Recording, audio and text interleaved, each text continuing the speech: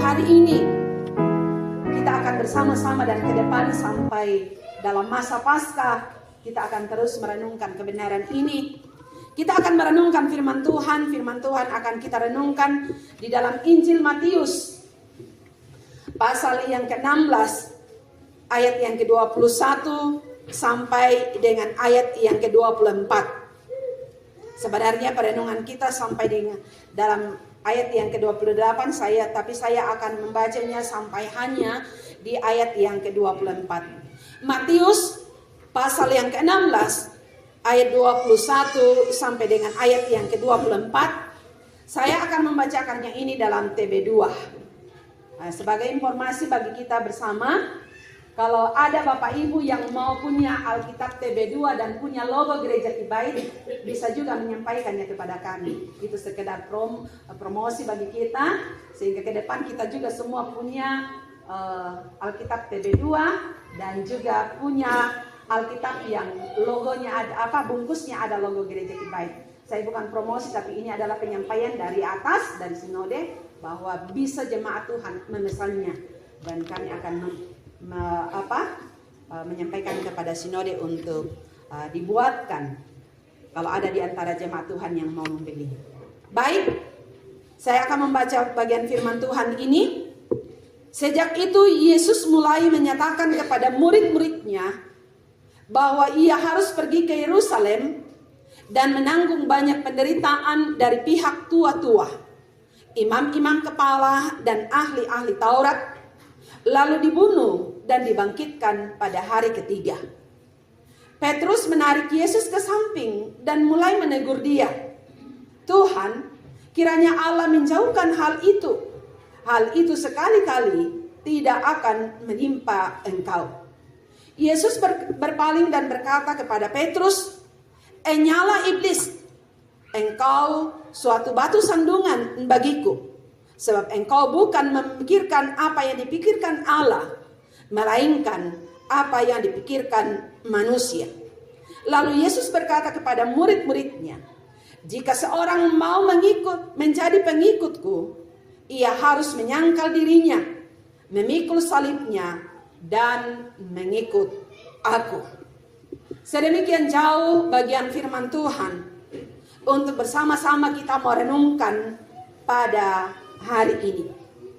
Dari kebenaran firman Tuhan yang saya sudah bacakan, untuk kita mau renungkan bersama-sama, tema yang saya ambil adalah disiplin rohani bagi pengikut Kristus. Disiplin rohani bagi pengikut Kristus. Bapak Ibu jemaat yang dikasihi oleh Tuhan, kalau kita berbicara tentang disiplin, banyak orang yang tidak mau untuk menerima disiplin. Bahkan kalau mereka dikena disiplin, mereka menjadi marah. Mereka tidak mau menerima kenyataan itu. Namun Bapak Ibu jemaat yang dikasihi oleh Tuhan, kalau kita melihat dalam keluarga kita masing-masing sebagai orang tua yang memberikan disiplin kepada anak-anak, saya yakin dan percaya bahwa apa yang kita berikan kepada mereka bukanlah untuk membuat mereka celaka, bukanlah untuk membuat mereka tidak berhasil dalam meraih apa yang mereka inginkan. Tetapi justru di saat kita menyatakan disiplin itu kepada mereka, maka itu akan menuntun mereka untuk bisa menikmati yang namanya kesuksesan atau keberhasilan dalam kehidupan mereka. Seorang anak yang tidak mau menerima disiplin dari orang tuanya, tunggu, kamu tidak akan menikmati yang namanya keberhasilan itu. Karena apa? Yang ada dalam pikiran kita itu adalah, atau dalam pikiran anak-anak kita itu adalah, oh, orang tua saya sedang menghukum, orang tua saya sedang orang tua saya tidak mengasihi saya. Dan lain-lain sebagainya, pikiran-pikiran yang ada di dalam hati anak-anak kita sehingga membuat mereka tidak mau untuk menerima disiplin. Kalau di dalam Alkitab, disiplin itu mengacu kepada pelatihan moral. Itu adalah merupakan sebuah instruksi dan koreksi yang menuntun kepada pertumbuhan secara rohani yang akan membawa kepada pengembangan karakter dan membawa kedewasaan secara rohani dalam kehidupan kita. Kalau kita memperhatikan baik di dalam perjanjian lama atau perjanjian baru, disiplin itu artinya adalah pelatihan. Artinya kita sedang melatih bagaimana seorang yang percaya kepada Tuhan hidup dalam ketaatan, hidup mengikuti apa yang menjadi aturan atau apa yang menjadi keputusan. Juga diterjemahkan sebagai sebuah instruksi. Sesuatu yang harus dia lakukan. Bahkan dikatakan bahwa disiplin itu adalah merupakan sebuah peringatan atau teguran atau koreksi. Bapak Ibu jemaat yang dikasihi oleh Tuhan, tujuan disiplin adalah merupakan sebuah proses pembelajaran, pelatihan bagi seorang yang percaya kepada Allah untuk melatih umatnya hidup di dalam kebenaran dan menghormati kebenaran sebagai sebuah kehendak Allah dalam kehidupan setiap umatnya. Di saat kita mendapatkan disiplin, kita harus menyambutnya, harus mengikutinya. Seperti yang saya katakan tadi bahwa apa yang Tuhan buat sebagai sebuah pelatihan di dalam kehidupan kita, sebagai sebuah teguran, sebagai sebuah peringatan di dalam kehidupan kita, itu adalah tanda bahwa Allah mengasihi kita. Itu sebabnya di dalam kitab Amsal pasal yang ke-3 ayat 11 sampai dengan ayat yang ke-12, di situ boleh memperhatikan bahwa itu adalah merupakan bukti bahwa Bapa mengasihi kita. Sama dengan yang disampaikan di dalam Ulangan pasal yang ke-8 ayat yang ke-5. Itu sebabnya dalam bacaan kita hari ini melihat bagaimana Yesus memberikan sebuah teguran kepada Petrus. Sekalipun kalau kita memperhatikan bacaan firman Tuhan, ada juga bentuk teguran. Kata teguran dalam ayat yang ke-22. Tetapi apa yang dilakukan oleh Petrus itu bukanlah sebagai sesuatu yang merupakan disiplin bagi Yesus. Tapi justru setelah Petrus menyampaikan apa yang ada di dalam hatinya, Yesus katakan kepada Petrus, "Nyala, iblis." Ini adalah sebuah peringatan. Ini adalah sebuah teguran kepada Petrus. Kalau kita memperhatikan konteks yang ada dalam pembacaan firman Tuhan, ini memperlihatkan kepada kita bersama-sama. Baru saja Petrus memberikan sebuah pengakuan yang luar biasa. Yang boleh saya katakan, saya memberikan acungan jempol 2, bahkan mungkin lebih. Dan itu jawaban yang diberikan oleh Petrus itu, Yesus katakan, "Berbahagialah engkau, hai Simon, anak Yunus." Tapi kenapa Yesus memberikan peringatan? Dikatakan dalam pembacaan kita pada hari ini, setelah Petrus memberikan pengakuan, bahkan sebelumnya dikatakan Yesus bertanya kepada pengikut-pengikutnya, siapakah aku? Ini menunjuk kepada Yesus, bukan saya ya. Siapakah anak manusia itu? Siapakah Yesus itu?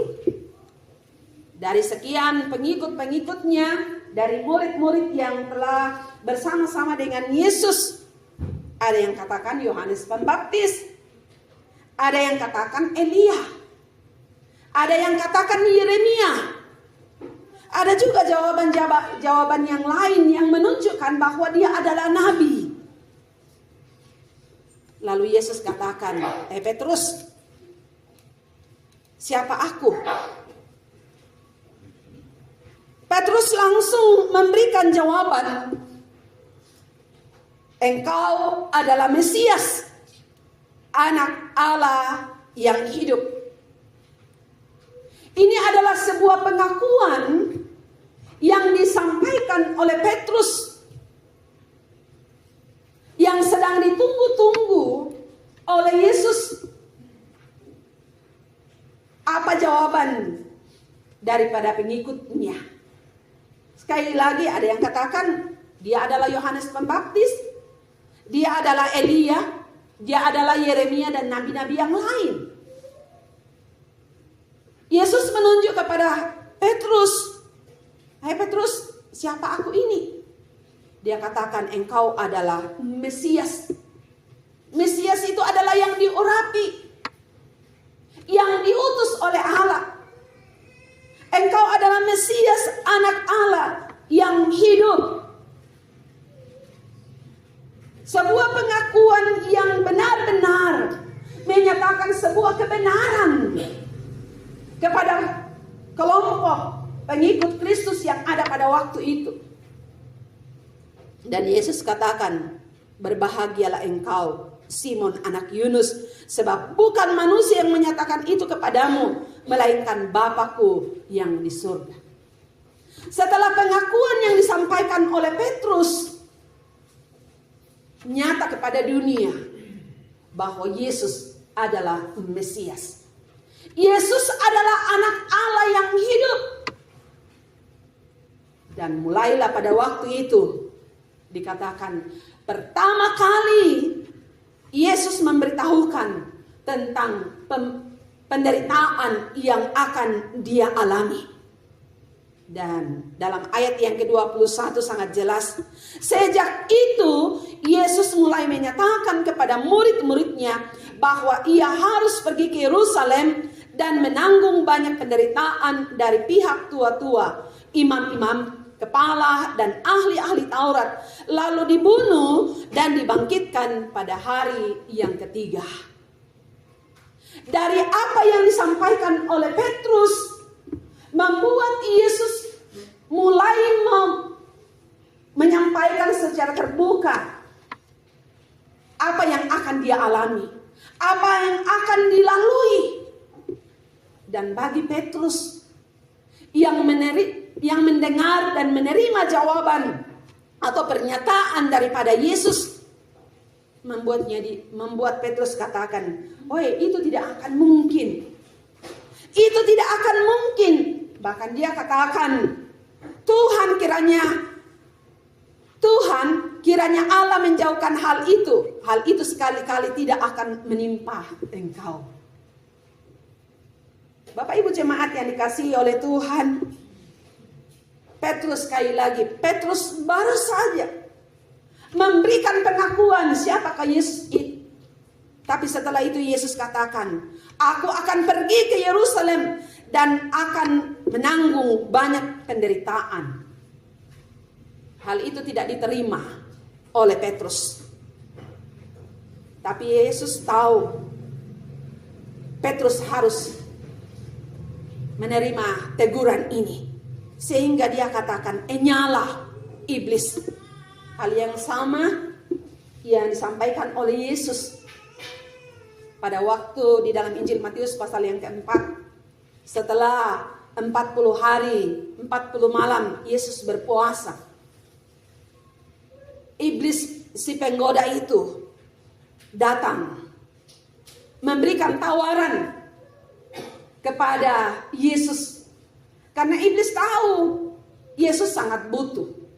Yesus sangat memerlukan makanan, takhta, dan kemuliaan. Tapi apa yang dikatakan dalam bagian yang terakhir?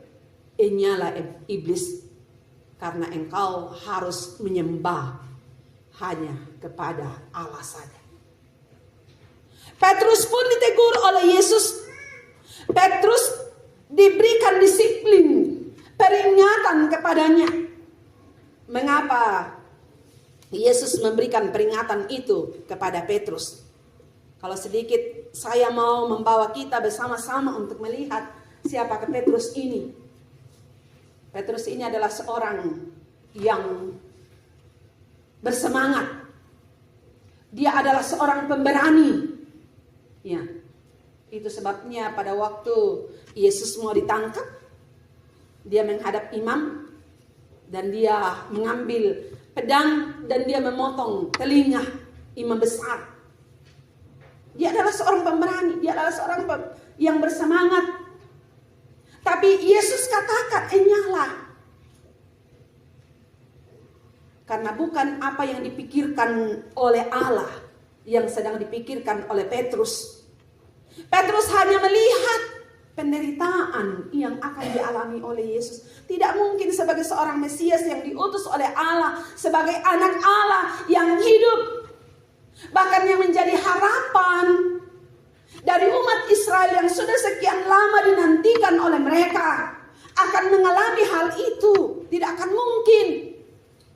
Tapi sekali lagi Yesus katakan, engkau tidak memikirkan apa yang dipikirkan oleh Allah, tetapi engkau hanya memikirkan tentang apa yang dipikirkan oleh manusia, tentang penderitaan yang hebat yang akan dialami. Nah, Bapak Ibu jemaat yang dikasihi oleh Tuhan, dalam kehidupan kita sebagai seorang yang percaya kepada Tuhan, kita perlu mendapatkan disiplin dalam kehidupan kita sebagai pengikut-pengikut Kristus. Saya sudah katakan tadi, banyak orang tidak mau menerima disiplin itu. Dan mungkin bagi Petrus pada waktu dia menerima teguran dari Yesus, mungkin dia akan berpikir, oh kenapa Yesus seperti itu? Tetapi kalau kita memperhatikan dalam ayat yang ke-24, Yesus berkata kepada murid-muridnya, jika seseorang mau menjadi pengikutku, ia harus menyangkal dirinya, memikul salibnya, dan mengikut aku. Bapak Ibu jemaat yang dikasihi oleh Tuhan, seorang yang mau menerima disiplin secara rohani dalam kehidupan sebagai pengikut-pengikut Tuhan, itu akan menghasilkan atau menimbulkan sebuah kekuatan rohani di dalam kehidupan kita untuk menjalani kehidupan. Karena dalam kehidupan ini begitu banyak hal yang kita hadapi, begitu banyak masalah-masalah yang kita hadapi. Tetapi melalui disiplin yang Tuhan nyatakan di dalam kehidupan kita, akan membuat kita untuk melihat bahwa sesungguhnya kehidupan yang Tuhan anugerahkan ini adalah sebuah kehidupan yang sangat berharga dan harus dihargai, sekalipun itu membutuhkan pengorbanan, sekalipun itu menghadapi banyak masalah, sekalipun itu menghadapi banyak kendala dalam kehidupan kita. Sekali lagi, Yesus katakan dia akan menerima atau menanggung banyak penderitaan. Dari siapa? Dari orang-orang yang boleh saya katakan dalam tanda petik adalah orang-orang rohani. Orang-orang yang tahu kebenaran, tetapi mereka tidak melakukannya di dalam kehidupan. Itu sebabnya dia katakan dari pihak tua-tua, imam-imam kepala dan ahli-ahli Taurat, dia akan dibunuh. tetapi dia akan bangkit pada hari yang ketiga. Yesus menyampaikan disiplin ini supaya dalam kehidupan murid-muridnya dan pengikut-pengikutnya, mereka boleh mengerti kebenaran itu. Dan itu adalah merupakan sebuah harga yang harus diterima dan sekaligus harus dihargai dalam kehidupan kita seperti apa. Ketekunan.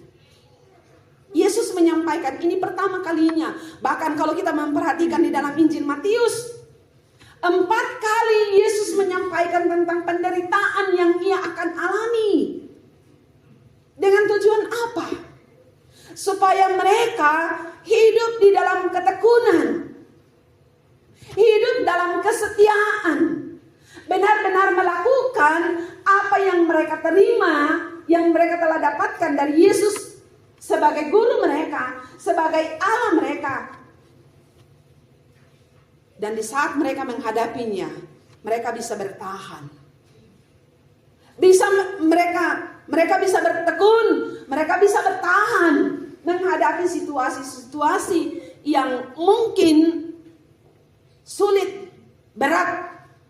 Tetapi melihat apa yang Yesus lakukan, Yesus sendiri katakan pada hari yang ketiga ia akan bangkit.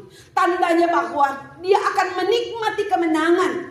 Dan nanti dalam masa raya Paskah kita akan merenungkan akan hal itu.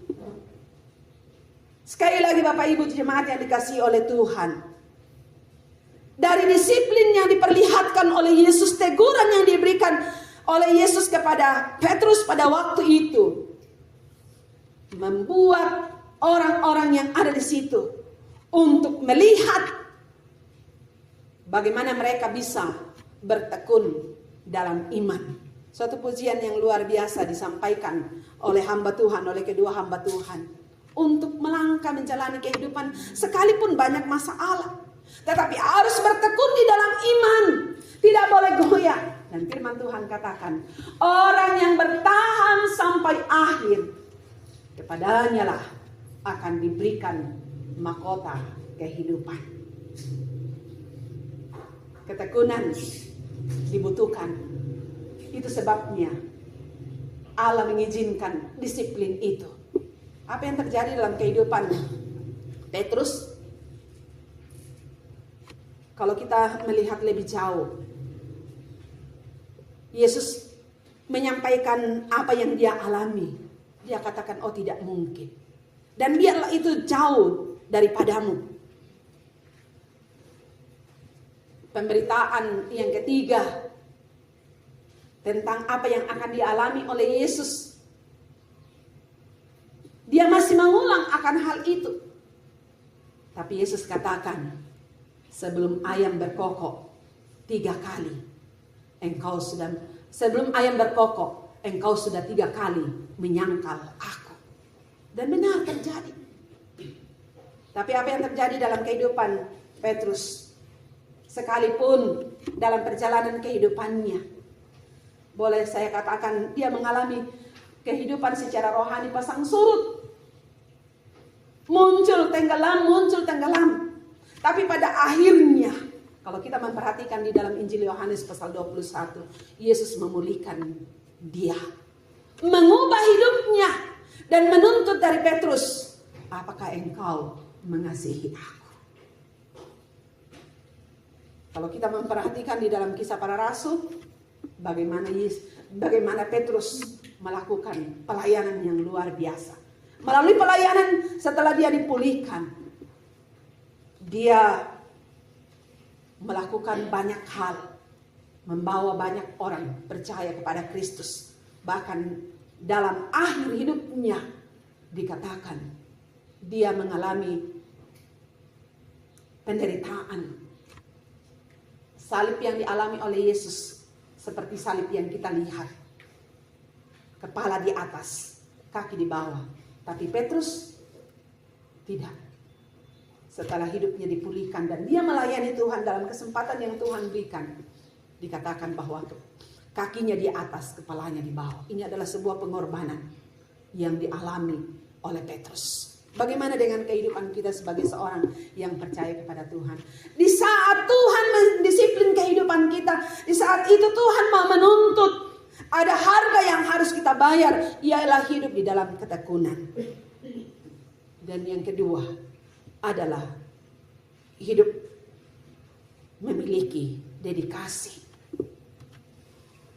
Bapak Ibu jemaat yang dikasihi oleh Tuhan, kalau kita melihat arti dedikasi itu adalah merupakan pengorbanan pikiran, tenaga, waktu, materi untuk mencapai tujuan yang diinginkan dalam sebuah komitmen dan kesungguhan. Dari arti yang ada ini membawa kita kembali kepada kehidupan Petrus yang saya saudara katakan dalam pelayanannya. Dia betul-betul sudah memiliki yang namanya dedikasi. Dia sudah mengorbankan tenaganya. Dia sudah mengorbankan waktunya, pikirannya, materi sekalipun untuk mencapai tujuan yang diinginkan oleh Allah adalah menjangkau jiwa-jiwa yang masih hilang. Dalam komitmen, tidak seperti sebelum dia diubahkan, sebelum dia dipulihkan. Tetapi setelah dia dipulihkan, diubahkan oleh Kristus, komitmen untuk mengasihi Allah benar-benar sungguh nyata dalam hidupnya. Kita sebagai seorang yang percaya kepada Tuhan harus memiliki dedikasi dalam kehidupan kita. Kita harus memiliki dedikasi itu yang akan membuat kita untuk melihat kepada diri kita, siapakah kita? Siapakah kita ini? Kita ini adalah milik Kristus. Sekali lagi saya katakan, kita ini adalah pengikut Kristus. Kita adalah milik Allah. Dan dalam pengorbanan kita, harga yang harus kita bayar sebagai sebuah bukti bahwa kita memiliki dedikasi, maka kita harus menyatakan pengabdian kita kepada Allah di dalam kehidupan ini. Pengabdian Allah itu dibuktikan dari mana? Dari kesiapan kita untuk melayani Allah. Kesiapan kita untuk melayani Allah. Andi mikuai yana berbicara melayani, yang mana ya telu pandita, penatua diaken, pengurus-pengurus itu melayani. Kita semua ini adalah umat yang melayani Tuhan. Umat yang dikenan oleh Tuhan. Berulang kali saya katakan kepada Bapak Ibu Saudara-saudara, bahwa kita ini adalah orang-orang yang dipercaya oleh Allah. Diberikan sebuah kepercayaan oleh Allah untuk melayani Tuhan sesuai dengan potensi kita masing-masing.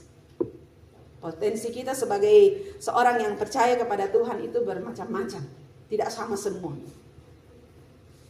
Dan karena itu, kalau kita memiliki dedikasi, kita mau mengabdikan hidup kita untuk mencapai apa yang diinginkan oleh Allah di dalam kehidupan kita, maka kita harus siap untuk melayani. Siap untuk menerima apa yang diberikan oleh Tuhan sebagai tanggung jawab dalam kehidupan ini. Seringkali dalam kehidupan kita sebagai seorang yang percaya kepada Tuhan, kita mau untuk melayani. Tetapi di saat kita diberikan sebuah tanggung jawab, seringkali kita menolak. Tidak mau untuk melakukan itu di dalam hidup kita. Mungkin kita katakan itu adalah sesuatu yang berat, sesuatu yang tidak mungkin. Tapi Bapak Ibu jemaat, Tuhan memberikan tanggung jawab itu dengan melihat kemampuan kita. Tuhan memberikan sesuatu di dalam kehidupan itu karena Dia sudah mengetahui sejauh mana kemampuan kita Jadi Tuhan tidak pernah memberikan sesuatu di luar pengetahuan Allah. Tapi dia memberikan sesuatu sesuai dengan kemampuan yang diberikan bagi kita. Karena itu, di saat Tuhan memberikan tanggung jawab, di saat Tuhan memberikan kesempatan untuk melayani, apa yang harus kita perhatikan? Apa yang kita buat hanya untuk kemuliaan Allah. Apa yang kita lakukan di dalam kehidupan ini hanyalah untuk kemuliaan Allah, bukan untuk manusia. Itu sebabnya Yesus menegur Petrus. Karena sekali lagi yang dipikirkan oleh Petrus hanyalah keadaan, situasi yang diperhadapkan kepada Yesus. Yang itu secara manusia tidak masuk akal. Dia adalah Allah, dia adalah Tuhan, dia adalah Mesias. Masa dia akan mengalami penderitaan? Dia akan dibunuh dan lain-lain sebagainya. Tapi sekali lagi, apa yang Yesus sampaikan itu adalah merupakan sesuatu yang akan dijalani untuk melaksanakan amanat Allah, amanat Bapa kepada dia untuk menyelamatkan jiwa-jiwa yang hilang di hadapan Tuhan atau menyelamatkan orang-orang yang berdosa. Apa yang kita lakukan adalah untuk kemuliaan Allah. Yang berikut, dalam kita melaksanakan tanggung jawab, dalam kita melayani Tuhan, jangan kita mengandalkan kekuatan pada diri kita. Jangan kita mengandalkan kekuatan pada diri kita. Tapi kita hanya mengandalkan kekuatan yang asalnya daripada Tuhan. Kalau kita melakukan sesuatu dengan kekuatan kita itu terbatas. Dan seringkali kalau kita hanya menggunakan itu akan berakhir dalam waktu yang mungkin kita katakan akan menimbulkan pertanyaan. Kenapa? Mengapa? Karena apa? Kita mengandalkan kekuatan kita. Firman Tuhan sendiri mengatakan, kekuatan kita manusia terbatas adanya. Tetapi di saat kita mengandalkan Tuhan, maka kita akan, apa yang dikatakan oleh pemazmur, kita akan seperti dengan burung Raja Wali yang akan terbang tinggi, mengatasi badai kehidupan itu. Kekuatan kita terbatas adanya. Tetapi Tuhan memberikan kekuatan lebih. Karena dia memberikan sebuah tugas yang mulia dalam kehidupan kita. Dan yang terakhir ialah bahwa di saat kita melakukan tanggung jawab itu, di saat kita melayani Tuhan sebagai bentuk dedikasi kita, pengorbanan kita kepada Tuhan, pelayanan kita kepada Tuhan, Allah mau supaya melalui semuanya itu kita bisa berdampak kepada orang-orang yang ada di sekitar kita. Kita bisa berdampak kepada orang-orang yang ada di sekitar kita. Dampak yang dapat dilihat langsung oleh orang-orang yang ada di sekitar kita. Sama seperti yang disampaikan oleh Yesus dalam pengajarannya di bukit. Dalam Matius pasal yang kelima ayat 13 dan ayat yang ke-14. Kamu adalah garam dunia. Kamu adalah terang dunia. Ini dampak yang harus nyata. Yang akan dilihat, dinikmati oleh orang-orang yang ada di sekitar kita. Jadi tidak sia-sia di dalam kehidupan kita di saat kita melayani Tuhan. Apa yang kita lakukan akan membawa sebuah hasil yang luar biasa di dalam hidup ini. Dan karena itu, sebagaimana yang disampaikan oleh Yesus kepada murid-muridnya, kita akan menghadapi begitu banyak masalah. Kita akan menghadapi begitu banyak hal yang mungkin itu dari diri kita sendiri. Itu sebabnya Yesus katakan, kamu harus menyangkal diri, memikul salib, baru kita mengikut dia. Kalau kita bisa mampu menghadapi semuanya itu, itu berarti kita adalah seorang yang sudah boleh dikatakan kita adalah pengikut sejati. Pengikut sejati Kristus dalam hidup ini. Kita diperhadapkan dengan begitu banyak perjuangan kehidupan. Tanggung jawab di tengah-tengah kehidupan kita sebagai seorang yang percaya kepada Tuhan. Khususnya dalam sebuah kepercayaan untuk melayani Tuhan melalui pembangunan yang ada di samping. Kita mengorbankan materi kita. Kita mengorbankan pikiran kita. Kita mengorbankan tenaga kita. Dan lain-lain sebagainya kita korbankan. Kita lakukan itu karena kita mau supaya Allah dipermuliakan. Mungkin kita melihat pada diri kita secara ekonomi terbatas. Secara hitung-hitungan matematika mungkin kebutuhan-kebutuhan lebih banyak dan lain-lain sebagainya. Pada hari Minggu yang lalu dalam ibadah pertemuan PKW sudah belajar bagaimana untuk mengelola keuangan dalam keluarga. Sehingga setiap yang kita lakukan, kita tahu mendahulukan apa yang menjadi. Kita melakukan apa yang Tuhan inginkan sebagai pengikutnya. Tahu dulu mengeluarkan apa yang menjadi milik Tuhan. Dan ada sebuah pertanyaan. Apakah perpuluhan itu bisa dipinjam? Karena banyaknya kebutuhan. Dari sekian banyak kami, sekian banyak kami hamba-hamba Tuhan, pelayan menyampaikan kalau itu adalah milik Tuhan, berikan kepada Tuhan. Karena apa? Kalau kita melihat apa yang nyata, wah nanti ada sebanding. Lah di bempa po matua dia lah idolo. O dempate kebutuhan anak sekolah, dempate perjanjian iman, o nang mamuin aku ah. Lagan siapa kayak dia po tuo. Itu kalau kita melihat kepada keadaan yang kita hadapi. Tapi kita lihat apa yang dikatakan oleh firman Tuhan.